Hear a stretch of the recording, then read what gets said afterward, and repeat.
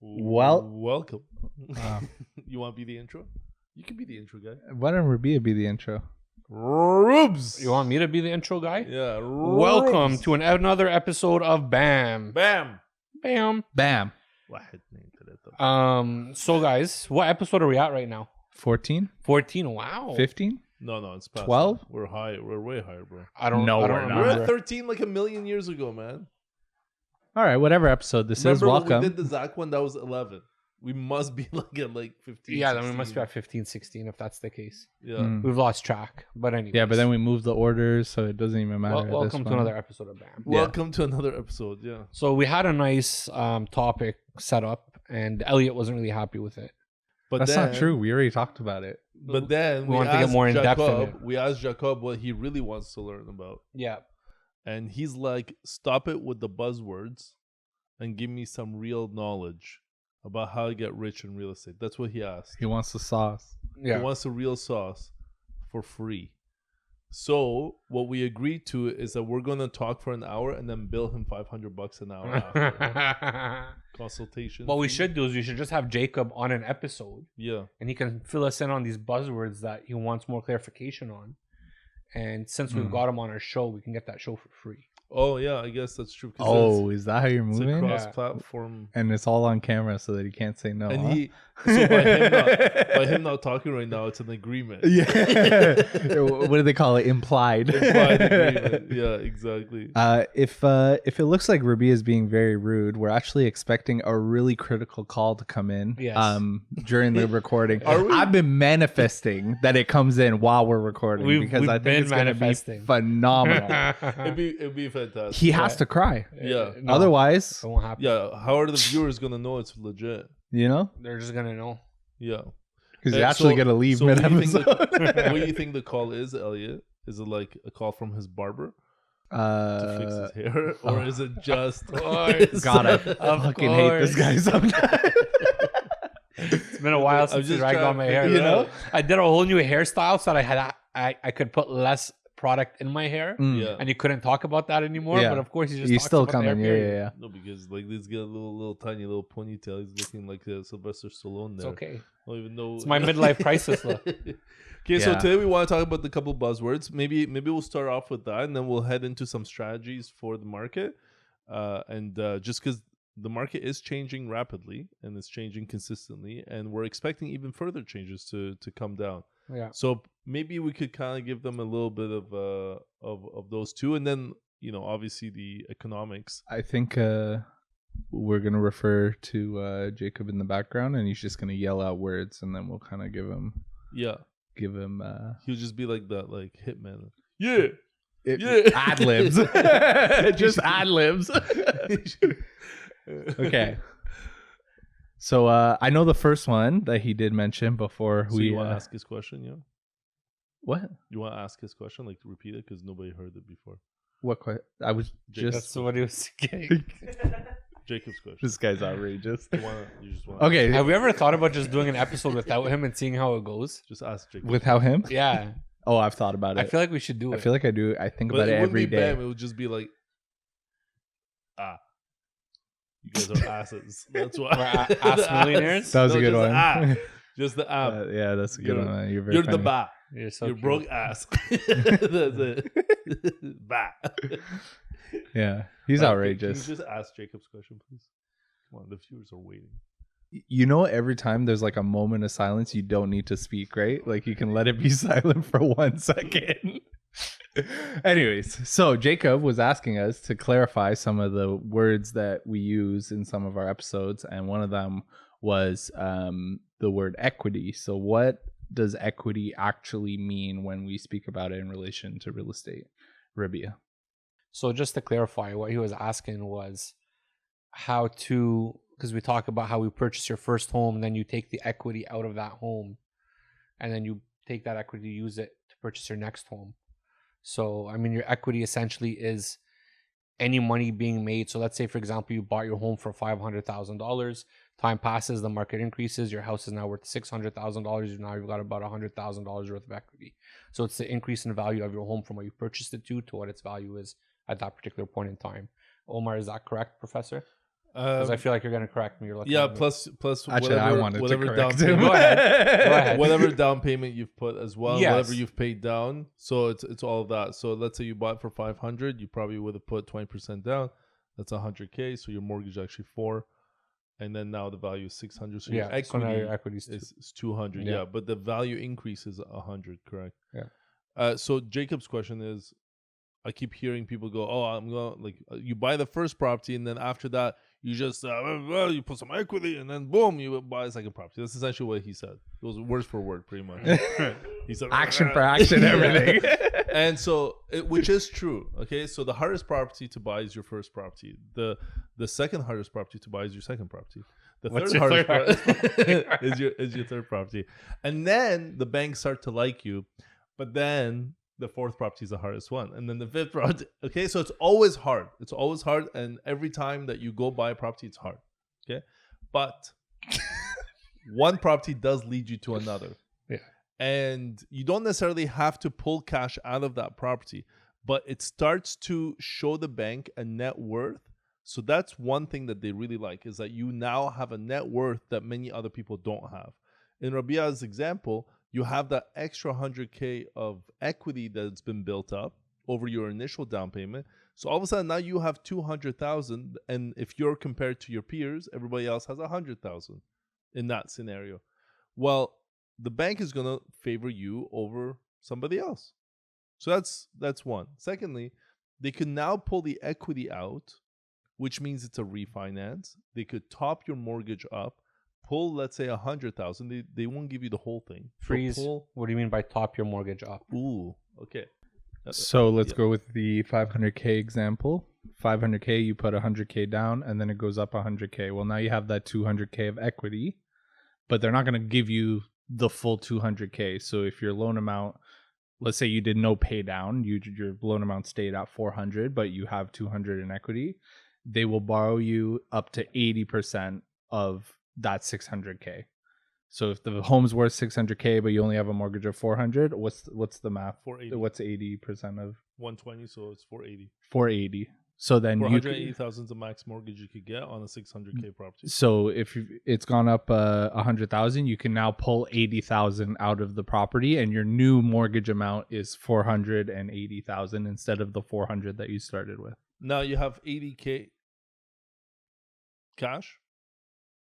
I lost you, completely. Okay, all right. I All think right, so I think we that's need good. a whiteboard. Yeah. Okay. So Jawad on the screen. All right. So let's do the math. All right. 600,000 times 80% equals draw a line here, Jawad. 480. Okay. 480,000 less existing mortgage on it is 400,000. Okay. When you bought the property, so the bank is going to give you the difference, 480 to 400. So that's 80,000. You take that $80,000 and then you put it as a down payment, 20% on a new property. Here's $400,000 property that you could buy. By doing that, you're going to ask the next question, Jacob. But I already have a mortgage of 480. Why is the bank giving me another $400,000? Now I have close to $1 million, $900,000 worth of mortgages, and I could barely even qualify for 500. Well, Jacob, that's a really, really good question. Right? Right? Do you want to explain how that works? Oh, I'm dead. Okay. This guy's hilarious. How is it that they could give you 2 mortgages when you only qualify for 1? Because you have somebody paying your other mortgage. Who is that person that's paying your mortgage? Is it a really nice person in the world? Yeah, because they're generous, I guess. Yeah. No, Kind. because people need places to live, and if they're not able to be in a position to buy themselves, then people end up renting. People need somewhere to live at all times, right? Yeah. So you end up finding a tenant through a lawful property management, obviously, because why would you go anywhere else? Yeah. Like, but Fast, that easy, tenant will best be in the game. paying for your expenses Correct. on property A, so that you could potentially move into property B if that's what you so choose to do. And that strategy is employed quite often. So basically, by having a tenant pay your first mortgage or your first property cost, actually, I should say mortgage, property tax, Utilities, everything. utilities, stuff like that, right? You might be up and down a couple $100. by the bank looking at that, they'll say, okay, some banks will actually do a 1-for-1, say the rent minus the expenses, and whatever is the difference, then they'll tag it against you as a liability, like a small Visa payment or something. So you're actually able to buy property number 2. Or a plus in the inverse or scenario. it could be a plus, yeah, which adds to your income. But in another scenario, and this is why property number 2 is the hardest, is that most big banks actually take the income from the first property at half. So that means you're covering half that property plus the new property. So let's explain this in numbers for the people. Wait, I thought that was mostly for subject property though. Subject, that's true too. Yeah, but so most if banks, it's one that you already own, there are lenders that will take it 1-for-1. Yeah, like I know TD, for instance, at 2 properties and more, they'll take 1-for-1. They'll do a DCR sheet. It's called debt coverage ratio, guys. Debt coverage ratio is a different concept that we could talk about. But the more properties you got, the more that you need to go through the debt coverage ratio analysis. There's certain mortgage brokers that know how to do that, and I'd say 75% of mortgage brokers I've met do not know how to do that. So, but this is why it's important to pick a good mortgage broker. Oh, yeah. And use us as referrals, as long as you're our client, obviously. Like we'll connect send you with to the right people. guys. Yeah, That's or it. CIBC. Yeah. Yeah. So if so it's just for the right. CFC does not use DCR often. So but just like I said, let's rewind it for a second because we're Right. talking about numbers, percentages. Let's put it into basic terms for people. So let's say, for example, property Jacob's A. so confused for sure. Jacob's like, with property I A. feel like we get excited and just like Yeah. That's the thing. We ramble on. You got to kind of like simplify it, right? All right, Because let's not get everybody back. deals with this every day, right? yeah. Yeah. So let's say, for example, property A, you have a mortgage of $2,000 on property A, and your Payments, mortgage payments. mortgage payment, sorry, of $2,000. This motherfucker's rich. And you're charging rent of X $2,000. So now $2,000 for rent is covering your $2,000 per month mortgage. And then you go to get another loan. The bank may go 1-for-1, like Omar said, where they're going to take that $2,000 rent that you're getting, say, okay, $2,000 for the rent, $2,000 for the mortgage, it's a wash. I know property taxes, all that shit. I'm just trying to keep it simple. Yeah. But then what other banks will do is they'll say, okay, you're getting $2,000 for rent. Well, we're only going to consider half of that $2,000 for rent. So now it's looking like, okay, you've got a $2,000 mortgage and only $1,000 for rent. And so there's an extra $1,000 that they're adding on to you in terms of a cost out of your pocket. Like debt. As If you're leasing a car. Yeah. Does that make sense? So that's why, depending on the bank, you could go to one bank and then they'll say, no, man, you have too much debt. You can't buy another property. And you go to another bank and they'll be like, oh, yeah, easy transaction. And so it really depends on where you are and who you're sitting with and where you're getting the advice, because not knowing how to word that and how to bring it to the right bank. And these are all A lenders, by the way, I'm talking about. I'm not saying private banks or B it lenders. sounds sketchy. Just go to the right guy. You know? Yeah, no. It's just that every bank, I think that's what people don't know, is that every bank has a risk tolerance and they come up with like a mitigation strategy for that. Yeah. So some banks are like, we specialize in people that own more than 2 properties or 2 properties and more. Other banks like TD, they love the T4 kind of guy. You don't have nothing. You have a lease on the car and you want to buy your first house? Gold. Yeah. And you're doing all cash? Yeah.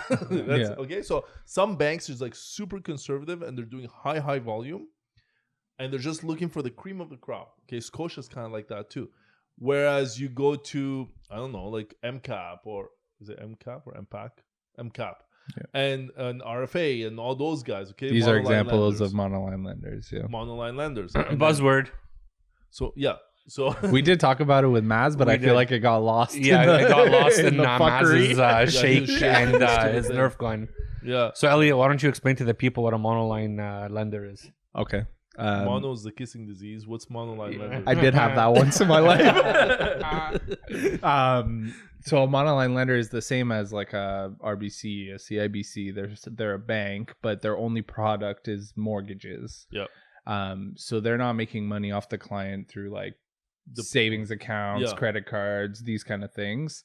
they strictly focus on the mortgage side. So the benefit there is they typically tend to be a little bit more competitive than some of the bigger banks because they want to win your business for And they your don't have a mortgage. brick and mortar. They don't have retail space. Yeah, You there's can't no just walk in. overhead. There's less so they don't overhead need to for make So as would you much say money. that's the type of lender that is more likely to consider like a 1-to-1 ratio on your rent mortgage situation? It really depends. There's like I think the boys at and the girls at the mortgage firm, Mortgage Alliance, Pollard would have killed you if you approval didn't. scheme. I think they always say it's like 67 lenders or 70 lenders, something like yeah, that. something in that So range. there's a lot, and that ranges. Some banks have a B side, some banks don't. So it adds the numbers, but more or less, they know which bank will say, "Oh yeah, we like people with 2 properties or more. We like people with 3 properties or more," but a lot of it comes down to the ratios. What's your income? What's your acumen? Like how much dedication do you have? Do you have a professional property management firm in there? Do you have a bit of equity? Do you have a bit of cash after your down payment to support any like maintenance issues or anything that pops up? What's the appraisal looking like? Who's the right appraiser to do this job too? Because they can send it to a random person, but they don't have. I had one time an appraiser look at a property, and the property had solar panels, but like the solar panel just gets credited towards their bill, that kind of thing. But the appraiser had never dealt with solar panels before, so he had put in the report that it was there was a commercial aspect to the property, so it killed all lending for the client's mortgage. Basically got declined, and we're past the conditional period, all these things. Like, sorry, why did it get deemed? because the appraiser commercial. wrote commercial aspect to the property Because of the solar of the solar panels, Okay. thinking that they were making money off of it. Oh, But because it's credited to the hydro bill, then it's not commercial. Like, they're not actually making profit. No, they're not exactly. making money. Even if it was, I doubt that they would list it as commercial. We've sold properties with solar panels. Yeah, but if you're making like a paycheck, Yeah. then technically it's a commercial aspect to the property. Like, So what? I don't disagree, But but it's when not you're going for commercial. would a residential home that you're renting and making money off of be considered? yeah, commercial at so that that's point? the thing, because it's a residential mortgage you're applying for, Yeah. because there's a commercial aspect. The bank didn't It's like written that. wrong, but it's Yeah. not. Yeah, so anyways, we had to go back and fix it, and I had to call the appraiser, and I was like, "Yo, what is wrong with you, man?" Like, Yeah. because I told the bank, obviously, like, it's not the case. Like, they're not making any dollars off of it. It's just credited, this, that, the other, all this shit. And they're like, I can't do anything about it because the appraiser wrote it. You know what I mean? So I had to get in touch with the appraiser and ask him to approach the bank to amend the appraisal. Oh my gosh, like, it was crazy. Yeah, see, you get the wrong. And this is app- like 2 weeks before closing. You know what I mean? Yeah, but you get the wrong professional involved, and sometimes they just throw you through a loop, you know. And Who got the appraiser? Like, who brought the appraiser in? The bank ordered it. The bank. Okay. Yeah. So like, But they allowed me to speak with him. But like, do I they could- not have a relationship with this? Because I know any mortgage agents I deal with normally have a relationship with the appraisers that they're sending out. but not like even if a mortgage agent goes to the bank sometimes has an automated system to just go out and get. But what if they wanna get the I mortgage also approved didn't enough refer a mortgage broker to this person. They came with their own lending. Yeah. But you kind think of that in. person would want the business enough that they would go out and fight for that too, instead of just saying no, it's not going to work. Yeah, because of the- I think they may have actually been working with the lender directly from their last mortgage. Like, they were porting it. yeah. So there wasn't a broker involved. Buzzword. It was strictly the rep of the lender. Yeah. It was a monoline lender, but anyways, all that to say, Very the right interesting. professional Trying in to the right flag all the spot buzzwords, makes Jacob, but it's kind of missing. So Jacob, so basically it comes down to like in a situation where property values are going up really fast, this equity buildup helps you again with your wealth increase, but it also helps with pulling out that cash against the rent, because the rent is now supporting that extra refinance that we're doing, and helps you put that as a down payment on a new property. There's a strategy called BRRR. Okay, so Jacob, like, do dots here. Okay, BRRR. The BRRR. You mean Jawad? BRRR. Oh, sorry, Jawad. Fucking guy. So the BRRR method is essentially buying a property, adding value to it. So doing renovations, let's say taking a bungalow, putting it into an SDU. SDU is a secondary dwelling unit. So you're making it into a duplex essentially. And by adding value, you're increasing the value of the property more than the amount of money that you've put in. And that BRRR method, essentially, in that example, it goes from 500 to maybe 700,000 now, because you've spent 100K worth of renos and now it's worth 700,000. You're able to pull some cash out. The property is now renting at a higher value, and so the bank is willing to lend you more money. And then now you could take your cash back and go to the next property. And it's like rinse and repeat kind of strategy. Call it 300 in, and then when you go refinance, you get 300 out, so you can go do it again, but you still own the property. You still own the property with higher rents that can cover itself. Yeah, we should have someone that's done that. I have somebody in mind to come on and talk about that experience. That'd be cool. Like, that'd be cool. Guest, somebody recent, and yeah, that method used to be a bit easier in Ottawa to do, but it's hard now. It's harder. It gets harder. Mm-hmm. So we're always looking for wicked deals to try and get that done. Like, I know Rubes is trying to work on a few of those. Yeah. Like adding value to a property. I'm working with a client now, 2 clients now, like looking for that type of specific property. And it is tough. It is tough to do for sure, but it is doable. I think now is a good time to be looking for those deals. And I think, looking at what we're expecting to happen, we don't know exactly what's going to happen, but there's a little bit of foresight that's able to be happening right now in terms, for example, we know interest rates will come down. When, we don't know, but is it tomorrow? It might be. Could be. But with that expectation, that people are waiting to buy, so we can make the estimate that, if you look, you have to wait a year anyway for anti-flipper if you don't plan on renting it. If you plan on just selling it once you've done your renos, then you would have to wait a year anyway. And when you look at what the environment looks like, sorry, why would you have to wait a year? Because you use the term anti-flipper. Yeah, so buzzword. Is that a buzzword? No, it's created now. It's hashtag. Oh shit! It's trending already. If you sell a property within a year of buying it, then there's an added tax that you have to pay upon closing. Yeah, if I could clarify, it's basically usually when you sell an investment property, you pay capital gains tax, which is essentially you pay taxes on half the income, rather than as employment you get taxed 100% of your income. So if you make $100, you're taxed on $100, but capital gains, if you make $100, you're taxed on $50. $50. But if you sold a property within 12 months, instead of getting taxed on the 50, you get taxed on the full 100. Yeah. So there's the added tax that's on top. Yeah. So it just becomes income tax essentially. Yeah. And so it just cuts really into your profit. And and that could be quite substantial, right? Like if big time, say you make 200K and you're being taxed on 200 instead of 100, like it's a huge difference. That's a bit ridiculous, $50,000 difference. Yeah, 100%. You cut us off.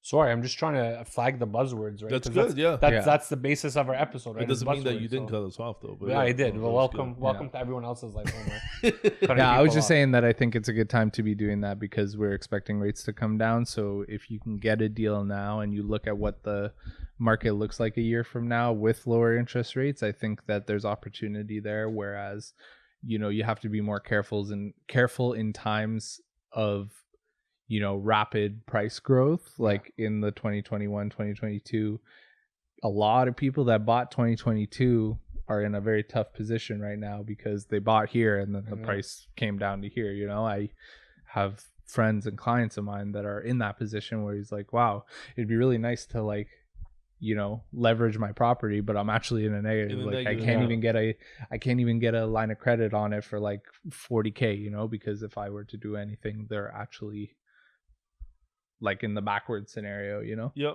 and but in terms of market though, like we from the bottom, I think we're like about halfway to the peak. Like Yeah. we're not like we're down like probably on average 10% right now. From the from peak. from peak, from, yeah. from Yeah. April, March of 2022. From April, March 2022, yeah, Mm. dead on. So I don't think we're that far off. Yeah, a lot of people are still in the dead in the water, but they're about to go in the black very soon. Mm-hmm. Especially if the announcement does happen tomorrow, I think it's going to signal, a bit of more confidence to the market. You could see. I it feel like we're already. already seeing a little bit more confidence in the market. I think people Absolutely. have kind of gotten used to the rates where they're at right now. And with the anticipation of And it then coming exactly. down. So, Yeah. I don't know about you guys, but I've noticed there's been a few properties that have been coming up and like they're holding offers again Yeah. and getting multiple bids. Yeah. Um, That one specifically, I think that you're referring to, it surprised me with how much it actually. Well, yeah, there's like 19 offers on it, but they went more than 100,000 below. And Yeah. they didn't sell at actual market value either. Like there's money left on the table. Yeah. Yeah. Like the seller left money on So the table. that's a prime example of like kind of that strategy right now. I think it's right Just to be clear, that strategy is price low, like back in the day, like for back, multiple and then offers. to try and gain multiple offers. Yeah. But I think, I guess it would be undershooting it. Like going too far low is actually not the strategy, because like when it was like ridiculous, like you knew, okay, Yeah, if I you think had- it's worth 500K, I put it up for 399, Yeah. yeah. and like the market It's will gonna do sell the for market. You know what I 700. mean? Like Yeah. that's it. And it you might know? go it might go 550. 500 or 550. Yeah, exactly. And so you're trying to gain that extra with competition. Yeah, but now I think if you were to do that, you exactly like you just said, you actually will leave money on the table. Yeah. So if you're 500, you list at 400, expecting to get 500 or more, you might get like 480. Correct. Yeah. You know what I mean? Well, yeah, because Where- people aren't going as crazy right now, right? They're a little bit more That's it. weary and They're still trying to get a deal, right? yeah. So like, had you if you list at like 450 maybe. 399, and then you're trying to get, but your property's worth 550, I think that's gonna be like you're undershooting Too much. for sure. Yeah. Yeah.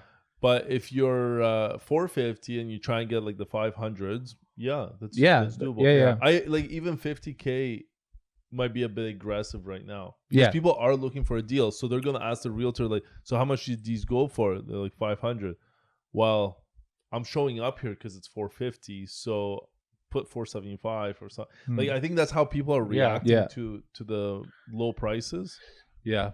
And I think sellers, when they're talking with realtors, I mean, you need to be careful that they're not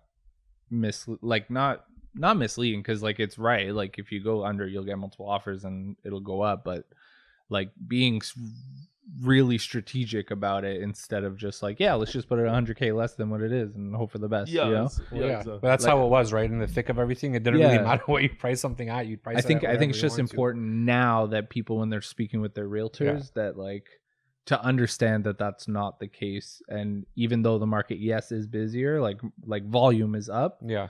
it doesn't mean that strategy so aggressive is going to work. Correct. I'm totally with you. Yeah. I think you guys still be cautious when you're buying and when you're selling. Like you gotta be very cautious.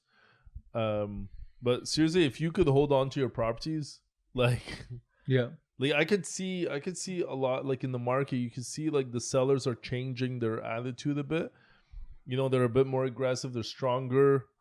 Those who need to sell, I get it, but there's some that are there for the opportunity, but they're asking top price. So Yeah. you'll see properties still on the market that just haven't been reflecting the new prices, and they're just sitting on the property. Nothing wrong with them, just wrong price, Yeah. for today. Yeah. But they're But people kind are of, willing to sit on it right now yeah, and just play the waiting game. Some of them, I think, are also banking on the rates going down a little bit, and then to get what they're looking for right now, they're looking like a few months down the road to say, well, when rates drop, people are going to come up and spend this But money. man, So. a client of mine, we were talking about this last night, and there's a property that we've been looking at for over 2 years, and they're $150,000 overpriced. Yeah. I've shown it so many times, and that property's been vacant this whole time. And So what, they own it cash? I don't even know. They must, otherwise you're bleeding every month. They're And why are you bleeding holding? like crazy, and they did tons Right. of rentals on it. And they're paying tax on it Yeah, they're paying because utilities, the vacant taxes, the whole vacant works. unit tax. Yeah, so double their No, tax. it's up for sale, so they don't get vacant unit tax. Maybe that's the only reason. If it's they have it. listed, Oh, yeah?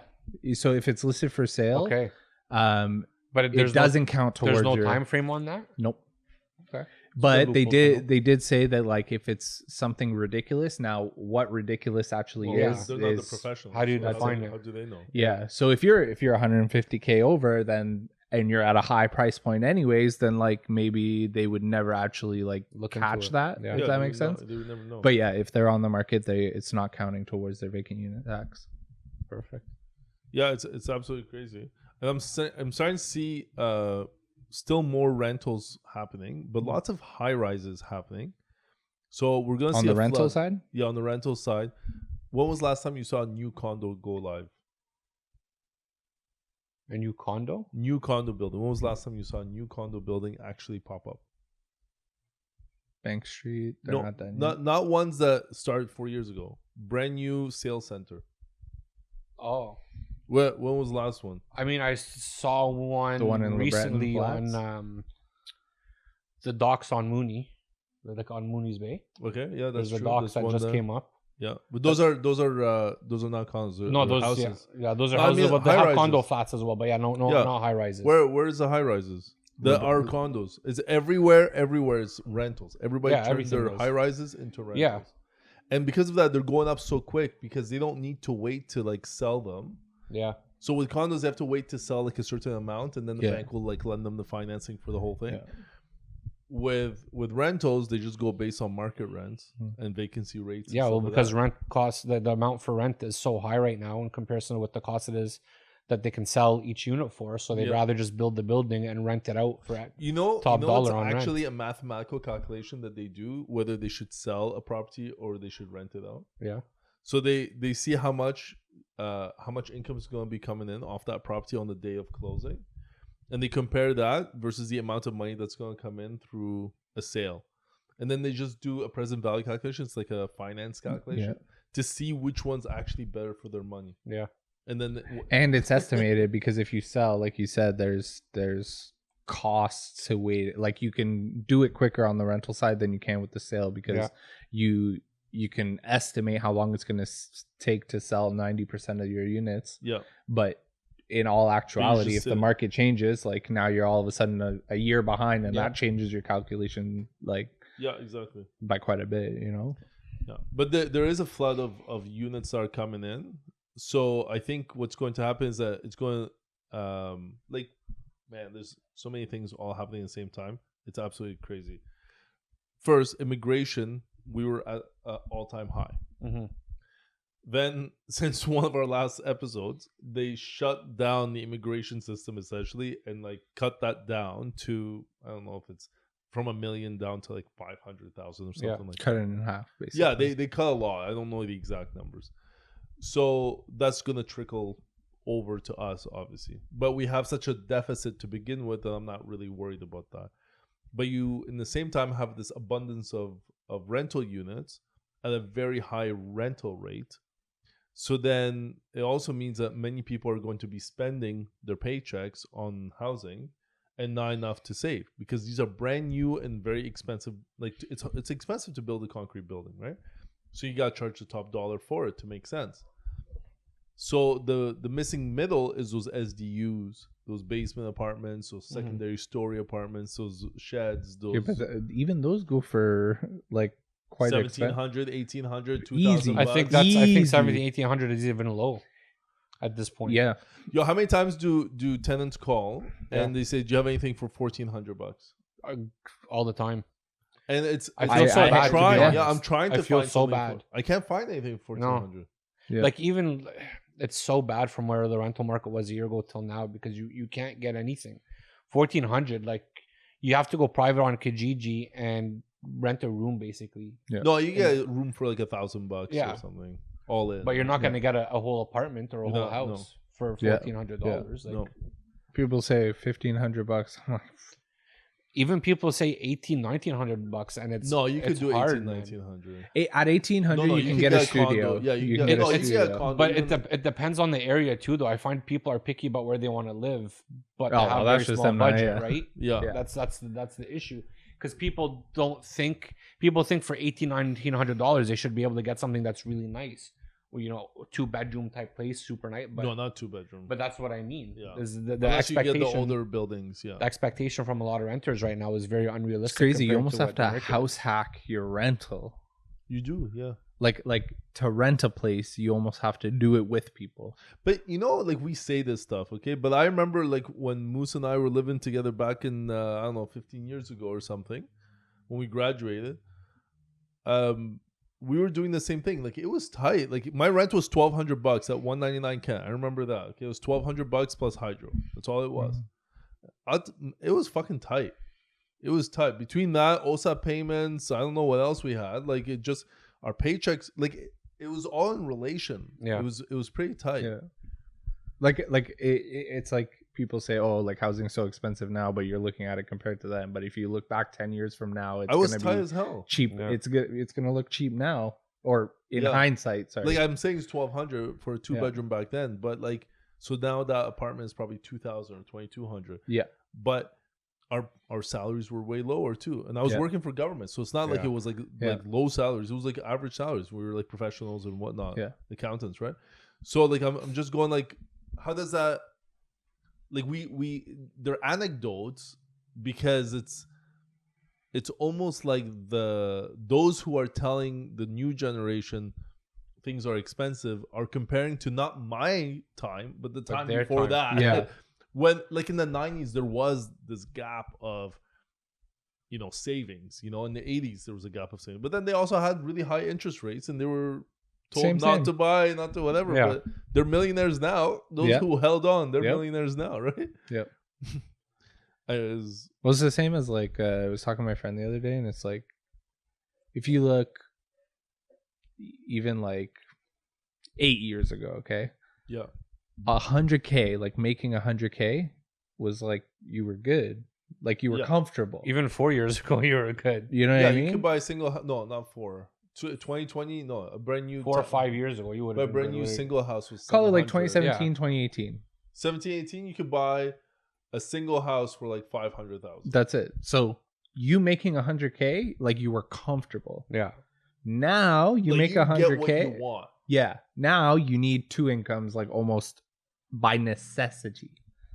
But that's a double function of not just price went up, but also the interest rates went up. And and everything, food but went exactly up 40%. That's it. It's not just. I'm not just talking about housing. It's like everything put together. Like, Everybody's eating at your paycheck. Like, that's it. Everybody's. You want to go on vacation? Like I think it's hard with just making 100K. Oh, it's nowadays. crazy how much it costs to go on vacation these days. Well, that included with everything else, right? Like you're paying 5K minimum for a I vacation. got kids, right? Yeah. When we travel, I'm like, yo, what the fuck is this? Yeah. It's nuts. That's it. I'm only thinking about I was myself. gonna say I don't even have kids, and I'm thinking, what the fuck when I'm Yo, going to you don't even travel? understand, man. Just to get like flights, and then one of them I don't even pay. I paid $200 for the baby, and I'm still going like because He's milking that for as long as possible. I got 6 months left, and I gotta go somewhere before we get. Otherwise, I'm gonna pay $1,000. Yeah. But like you travel everywhere. By the way, when you travel with babies, it's fairly VIP. Yeah. It's pretty good. Like it's not good with the babies traveling because they hate it and they're crying and all that. But at least like through security and stuff like that. Is that the trick? They help you. Yeah, so you should pop out some babies. Chill out. Yeah. Chill out. But by the way, they test the milk. Speaking of, I'm waiting for that call. Yeah, they How's test it the come out? milk. Yeah. Okay, they test the we milk. didn't even What do you mean they clarify test that. the milk? At the airport, they test the milk to see if Make like, sure there's- it's not cocaine water. Yeah, they see if there's anything inside. No way. Yeah, Well, they I have guess this machine. I guess it makes sense. People are gonna smuggle things in For any way they sure. can. But I'm always worried. I'm like, yo, don't touch it. It's Yeah. like, don't contaminate it. Yeah, you know, get they're my like, kids no, we sick. just like put it in and like there's like a special way. They don't touch the Yeah. the whatever the tip there. Omar put the wrong powder in the Yeah, I'm like, yo, you sure?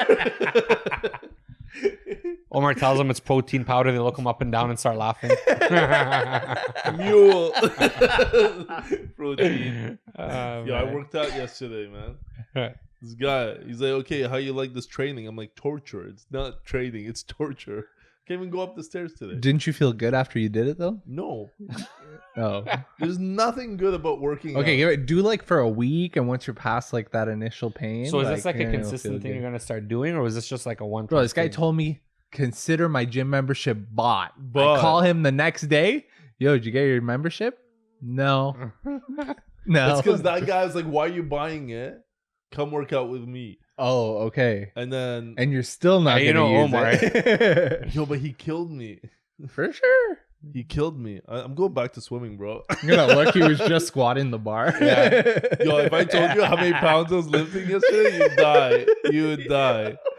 It was embarrassing. Like I think my wife could like tell more. I was doing this actually like Pilates. You know? Yeah. Man, just, Remember Richard he's Simmons? not even Yeah. lifting weights. Yeah. Okay. It was Man's just on doing the everything mat. body weight. It was 8 pounds. But what were you doing with the 8 pounds? I don't know, man. Like we were just missing the step. Honestly, I was like Richard Simmons yesterday. Big hair, you know, like you remember Richard Simmons? Yeah, I remember oh Richard my Simmons. god. I You don't know. Richard No, Simmons? it Yo, was he before his invented- time. He invented Pilates. He invented booty shorts too. But like you should check him out. You Richard. keep working out, you'll be able to wear them. Yeah.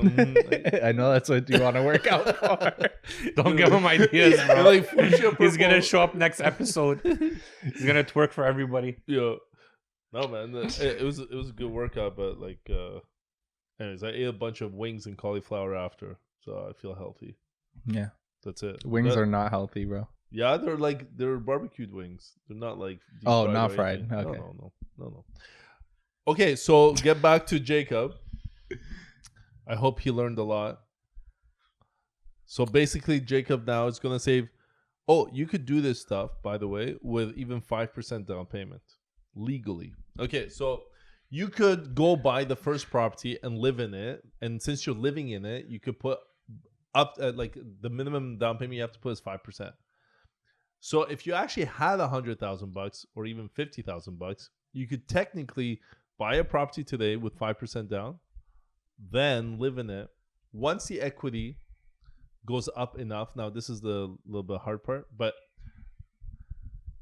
once the equity, once the rent on the property can sustain the property cost, so after a few years and you've lived there for a little bit, and now you still have some of that savings left, you could go and buy another property without touching the first one, and you could use the second 5% that you have, extra 25K or 30K, whatever, to buy another property, and they'll still do the same calculation.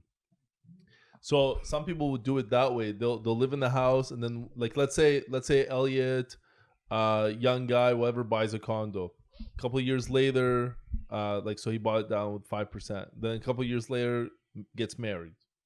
Okay, beautiful girl. Guy, Why are you promising things, bro? I'm just saying. Did it Okay? to Maz. He's doing it to Yeah, you now. no. So here we then go. now him and his spouse decide to go and buy a property, and so or whatever under whichever name, like either together or under individual names, doesn't matter. And so now they're using 5% the first time. They're using 5% again because the 5% is all about you moving into the property. And as long as you can and you can support the first one with the same rules that we talked about, rent versus expenses, then you could keep buying properties over and over. Now, the banks might not let you do such a low down payment on so many properties, but like one or two. If you can do that 1, 2, 3 times, by the time you're done your third, your first one you can probably pull money from. Absolutely. Yeah. You know, like that's a way to like quick start your portfolio. Yeah. But it also makes it that it takes a few years, but obviously You have to get to that 20% mark before you can start before you pulling keep anyway. pulling. Yeah. But Yeah. So the 5 years probably will take you to get to 20%. Then now, yeah. you can start But pulling that's cash. that's basically with that same 20% that you would have bought one property with, you bought 3 with. Absolutely. You know what I'm saying? Yeah. So we don't want to give too much of the secret sauce. You know, one time I was making a video on this, and I'm not going to name names, but the mortgage brokers were like, "Don't do that. CRA is going to come for you." Like this. What? Yeah. I'm like, "What are you talking about? It's legit, legal. yeah. Like it's I a think plot." people are just you know? scared like that. Like if you hack the system, people are scared that Yeah. that you're I doing. mean, as long as you're not lying, then what are they going to catch you on? Yeah, literally. just be straight That was up. my argument. Yeah, just you be know? straightforward. Let me ask you something now. So we're talking about. My barber's on Richmond. I'm really care. fucking dead. So you buy your first property. So's the gym. It's all Wellington, bro. So you buy your first property. Fuck it. I'm fucking leaving, man. That's because he's. Trying to educate here. All right, you buy your first property. You buy your first property. It's time to pull out equity and buy your second property. Do that for your third. You hear people go and say, okay, well, I deal with such and such bank. I'm going to keep going back to that bank because I have all of my stuff with that bank, and they're gonna prefer me and give me preferred rates over anybody else. They don't give a shit. You know what? Actually, sometimes that's not true. Oh, yeah, I did have a client that, because they were in such long-standing order with X bank, I still introduced them to the mortgage broker. Yeah. And the mortgage broker literally was like, just go to the bank. I can't compete. I could see that when like it comes time to, you have equity, you have cash with them or investments, and they could see, okay, you know, low risk tolerance, whatever, we can make a decision. But the truth of the matter is they also have an amount of dollars that they can lend per person. So you having a long-term relationship with them does not always mean that they could even do anything else. Because remember what I was talking about earlier, they have a risk profile and they like to adhere to that risk profile because they've agreed to that risk profile with their investors and with their institutional lenders. The people funding. Yeah. So they go, hey, these are the risk criteria that we're going to look after to lend up to $1.2 million per person. Okay, no problem. That's approved by the board. That's approved by the risk management. Mm-hmm. So sometimes you really gotta get, like, I was talking to a director of like financing for one of the banks, and he's like, yeah, big wig. I know. you know, when you're at my level, it's okay. I know him too. I don't even know who he's talking about. Oh, you know. And he was just saying, yeah, like per property in Ottawa, we could lend up to, I don't know, 1.2 million. We're trying to get it higher, but they're capped. They're capped. So you could have a $2 million property. They're gonna say, yeah, we'll do the deal, but we'll give you. You have to $800K down payment exactly. minimum. We'll give you like 60%. I mean, all this to say is that you shouldn't necessarily keep going back to your same bank over and over again. That you should check your options with different banks, or better yet, deal with a mortgage agent who can shop the banks for you. I think you try your luck with your bank. I think you. It doesn't hurt. I'm not saying you don't. Yeah. Listen, if it's more headache to move it over and you're not really getting any added benefit to it, like, it's not necessarily about moving it over. It's when the next property comes, do you take that next property to your same bank or not? I think you see what they offer you and talk to a broker. Yeah, correct. Like, depends on the relationship you also have, you know, and the more properties you have, there's like different programs at the banks. So there's retail banking, like when you walk into a bank and you just talk to a guy, and then there's higher level bankings, right? So the more properties that you have, you gotta go to the higher level banking, and it's more complex. It's like a business transaction. Mm-hmm. What? I'm so proud of you. Man, you didn't do it. I thought you were gonna do it, but you didn't do it. Thought he was gonna. Good job. Thank you. I'll tell you right after. Okay. Sure. I'm curious. Right I don't want it to come out now. Okay. I'm behaving. Yeah, he's being good. Yeah. So yeah, it's a part of it is the bank doesn't give a crap, and other times they can do something. So if they can, they will. I guess depending on how desperate they are for business at that point. It's not desperate. If you're within the risk profile, if you're Yeah. within their business, you know, if it makes sense for them, they'll do it. And at the end of the day, they're making money, right? So if they have like a proven track record with an individual, like, why would they not try and make it work, you know? Because they know that, like, the risk tolerance is there because they have that added history. You know what I mean? Yeah, so they could push the points a little bit. They could push the ratio. It's kind of like if a tenant rented your property A they rented from you for like 3-4 years, and then they wanted to move to a bigger house, and you happen to have a bigger rental, like, you would happily rent to them over a new tenant because they have the track record with you. Absolutely. You're your own reference, right? Yeah, exactly. But would you rent it to them while they're still renting that other home? Would you rent them 2 homes at the same time? Wait, I don't know why. Why would you do that? That's my whole. But that's what I'm trying to say with going back to the same bank when you're buying the multiple properties. Yeah, if they It could might, afford it might it, not be if they could the best afford way it, to do it. If they could afford it, why If you not? know they make Yeah. as much money as they do, let's say, Yeah. like they make enough money, then yeah, I would for sure. Yeah. They've never been late here. Why would they be late there? Because you also have to take it in. If they fuck this one up, they're also fucking that one up for themselves. You know. Yeah. Yo, separate topic. Okay. Kind of on the same, but That was a would you- great segue. Yeah. Would you guys buy a cottage or rent a cottage? I feel like personally, I Yeah, wouldn't you- buy one. You would? I wouldn't. Okay. Unless it was going to be like Airbnb style, because I don't think I like the idea of like going to the same spot all the time. Like I would rather like If you're vacationing, you want to be yeah, different like places, yeah. I don't super love cottages as it is. Like Okay, I don't okay. think I'm super interested in it. Like Like, are you a boat guy? Like, would you buy a boat? yeah. I was gonna say that's my dream. One of my friends messaged me. He's like, Okay. "Yo, you want to go half on a boat? It's only $130 each per month, plus $50 each for insurance. We can buy a boat right now." I'm like, Yeah. "You're fucking sick." How big of a boat for Is that- $130 that's a actually month? cheap, yeah. Yeah. Well, I don't know. That's what he said. What kind of boat He is looked it? into it. I don't know. Yeah, but like the gas alone is like $1,000. Yeah. and Yeah, then- I'm like, you're not right. I mean, I personally would want to buy one. and then dock it. No, I'm talking about the cottage. Oh, cottage. Well, the okay. boat too, but that's when I have a cottage and I can just dock it at my So you cottage. would want to buy a boat? I I would. I'm so confused. Yeah. I'd want to buy them both. Just to be clear, I want to buy all the things. So why would you want to buy a cottage? So I would just want to buy it for the convenience of always having it and being able to go there whenever I want, having all my essentials there, having my clothes. I don't have to pack anything and go to that cottage. It's all there waiting for me, so I could just pick up any given day and say, "Hey, let's hit the cottage." Mm. My family could do the same thing. It's more of a family thing than it is just for me to go to the cottage. It's like that cottage would be my entire family's getaway, and we would have everything there, so you don't have to pack anything, you don't have to worry about anything. It's all there. It's all set. Yeah. Again, financially, I'd have to be in a certain position to be able to make that kind of acquisition. Yeah, but if you're the whole family, everybody's doing it. yeah, Then everybody chips but that's in. the way I would look at it. That's why I Mhm. wouldn't want to rent. But to me, like, okay, so how much is the most expensive cottage that you could get for a whole week or for every weekend for the next month? I How mean, much you'd is have that? to look Oh, at bro, it. it They could get get out really there. How much am I expensive. going to spend for the whole summer? That's 8 for a weeks? whole summer. For the whole summer, Bro, I'm you going you every could spend like weekend. $6,000 just for the weekend Yeah, at some places, That's not $6,000, bro. bro. Yeah, of but course. for Some of cottage these he's buying is not gonna be 6 G's. well, Okay, yeah, it is. That's so- why I haven't bought it yet. I'm waiting to have enough money to buy something like that. No, but But it like would- that's it would such a rent. general question though Yeah. that like there's no way you could answer that because how big do you want the cottage? One And where's it bedroom or you located? want a Is it- 10 bedroom? You yeah. know what I mean? Like there's such a range. You know? Yeah. Okay. So, but it'd be like 2 G's, let's say, for the weekend for the next 8 weeks. Is that it's an No, average man. amount? I don't think that's a fair. No, I think it's probably more than that.